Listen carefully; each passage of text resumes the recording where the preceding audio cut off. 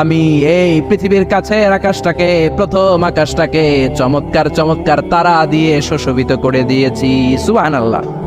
এই যে খালি চোখে উপরের দিকে যে আপনারা তাকান, তাকালে যেটা দেখা যায় এটা কি আকাশ?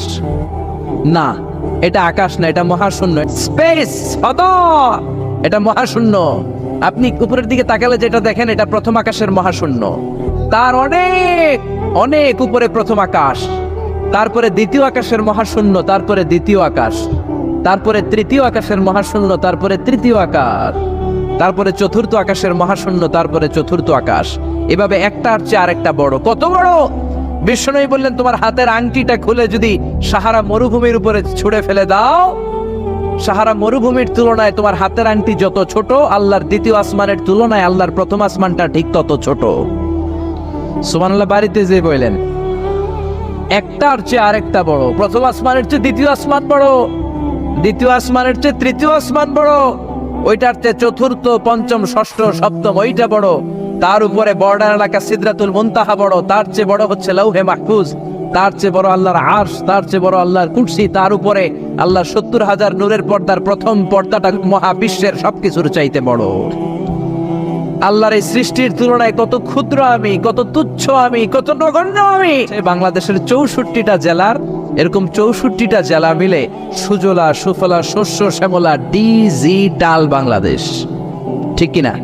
আর এই ডিজিটাল বাংলাদেশ এই পৃথিবীর সবচেয়ে বড় দেশ নাকি?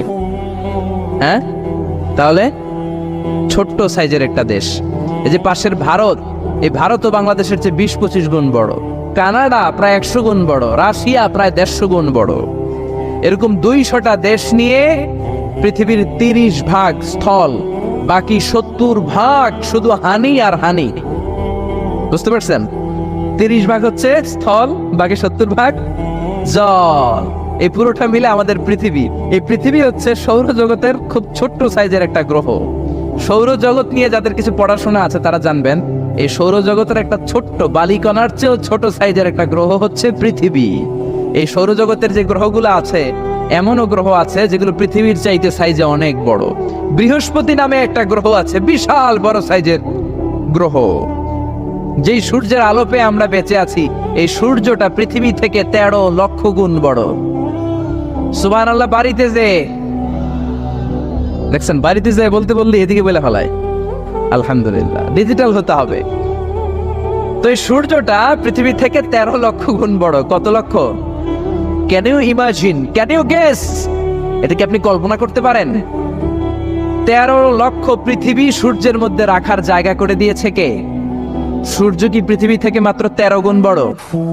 1300 গুণ, 13,000 গুণ, 13 লক্ষ গুণ। তার মানে কি সূর্যই মহাবিশ্বের সবচেয়ে বড় গ্রহ, বড় তারা? না। ব্যাটেলজিউস নামে একটা তারা আছে, যে সূর্য পৃথিবী থেকে 13 লক্ষ গুণ বড়। ওই ব্যাটেলজিউস তারা আবার ওই সূর্যের চেয়ে 33 কোটি গুণ বড়। তার মানে ব্যাটেলজিউস তারাই মহাবিশ্বের সবচেয়ে বড় তারা? না। ব্যাটেলজিউসের চেয়েও যে কত বড় তারা আছে তার কোনো ইয়ত্তা নাই। এরকম লক্ষ লক্ষ, মিলিয়ন, বিলিয়ন, ট্রিলিয়ন, জিলিয়ন, ফিলিয়ন, অক্ট্রিলিয়ন, কত অক্ট্রিলিয়ন তারা যে আমাদের গ্যালাক্সি মিল্কি ওয়েতে আছে, ইউনাইটেড স্টেটস অফ আমেরিকার নাসার বিজ্ঞানীরা আজও হদিস করতে পারে নাই। চিল্লা এখন আল্লাহু আকবার। সূর্যের পরে পৃথিবীর সবচেয়ে কাছের তারার নাম হচ্ছে প্রক্সিমা সেন্ট্রাই, তারপরে আলফা সেন্ট্রাই এ, আলফা সেন্ট্রাই বি, ইটা ক্যারিনা, ব্যাটেলজিউস একটার চেয়ে আরেকটা বড়। আসেন, এই শীতের রাতে আমরা সূর্যের পরে পৃথিবীর সবচেয়ে কাছের যেই তারা প্রক্সিমা সেন্ট্রাই, এই শীতকালের একটা পিকনিক করে আসি ওখান থেকে। প্রক্সিমা সেন্ট্রাইতে আমরা পিকনিক করতে যাবেন?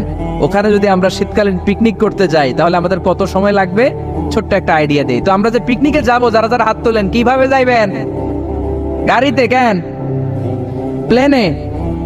রকেটে? হ্যাঁ, রকেটে যাইতে হবে, প্লেনে যাওয়া যাবে না। কারণ বর্তমান বিশ্বের সবচেয়ে দ্রুতগামী যে প্যাসেঞ্জার প্লেন আবিষ্কার হয়েছে, এটার নাম হচ্ছে বোম সুপারসনিক। কি নাম? Bomb supersonic. Bomb bomb Afridi না, আবার বোম সুপারসনিক। এটা ঘন্টায় চলে 1300 কিলোমিটার বেগে।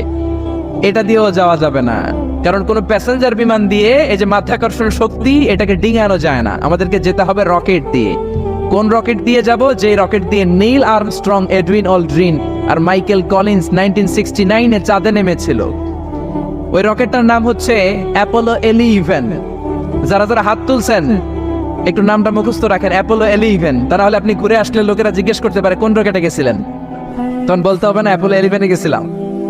তো ঠিক আছে, যারা যারা হাত তুললেন তারা আর আমি এখন পৃথিবী থেকে সবচেয়ে কাছের যে তারাটা প্রক্সিমা সেন্ট্রাই তার নাম, ওইখানে পিকনিকে যাব। তো এই যে রকেটটা দিয়ে যাব অ্যাপোলো 11, এটা কত দ্রুত চলে এটা আগে শোনেন। এই অ্যাপোলো 11 সেকেন্ডে চলে 11 কিলোমিটার বেগে, মিনিটে চলে 660 কিলোমিটার বেগে, আর ঘন্টায় চলে 39,000 কিলোমিটার বেগে। সুবহানাল্লাহ, মজা করে কইতে পারলেন না? 39,000 কিলোমিটার বেগে ঘন্টায় চলে। আচ্ছা, বাংলাদেশ থেকে আমেরিকা কত কিলো হবে? 8-10,000 কিলো।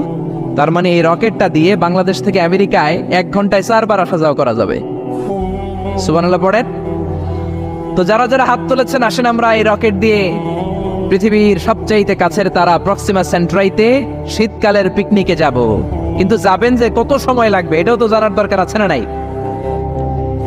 যেই রকেটটা অ্যাপোলো 11 ঘন্টায় চলে কত হাজার কিলোমিটার বেগে? 39,000 কিলোমিটার বেগে। 39,000 কিলোমিটার বেগে ছুটে এরকম একটা রকেট দিয়ে যদি পৃথিবীর সবচেয়ে কাছের তারায় আমরা পৌঁছতে চাই, আমাদের 1,15,000 বছর লেগে যাবে। কেন ইমাজিন? আপনি কল্পনা করতে পারেন যে রকেটটা ঘন্টায় ছুটবে আপনাকে নিয়ে 39,000 কিলোমিটার বেগে, ওই রকেটটা দিয়ে পৃথিবীর সবচেয়ে কাছের যে তারাটা ওইটাতে পৌঁছতে আমাদের 1,15,000 বছর লেগে যাবে। তার মানে আল্লাহ যদি বলে যা আজারি কি আর করবি, তোর যখন এত শখ হয়েছে, যারা যারা হাত তুলছে তোরে আর ওদেরকে আমি 1,15,000 বছর হায়াত দিয়ে দিলাম। তা আমরা যদি যাইতে শুরু করি, বাকি যারা হাত তোলা নাই এরা মরে ভূত হয়ে যাবে। শুধু এরা না, এদের নাতিপুতিও মরে শেষ, আমাদের নাতিপুতিও শেষ।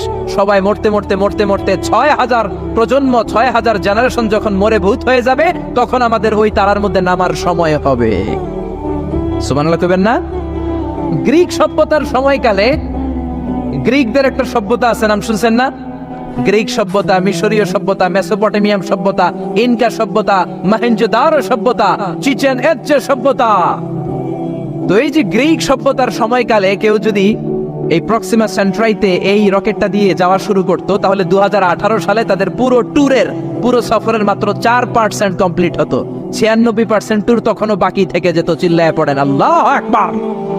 ওই আল্লাহ ডেকে বললেন, গোলাম ওয়ালাকাদ যায়্যানাস সামাআদ দুনিয়া বিমাসাবিহা ওয়া জাআলনাহা রুজুমান লিশ-শায়াতিন। এরকম বিশাল বিশাল তারকারাজি দিয়ে, তারা দিয়ে প্রথম আকাশটাকে আমি আল্লাহ সুশোভিত করে দিয়েছি। পড়েন সুবহানাল্লাহ। তো এরকম তারা কি মহাশূন্যে শুধু একটা আছে? কত হাজার আছে কেউ জানে না। চিল্লায় বলেন ঠিক কিনা?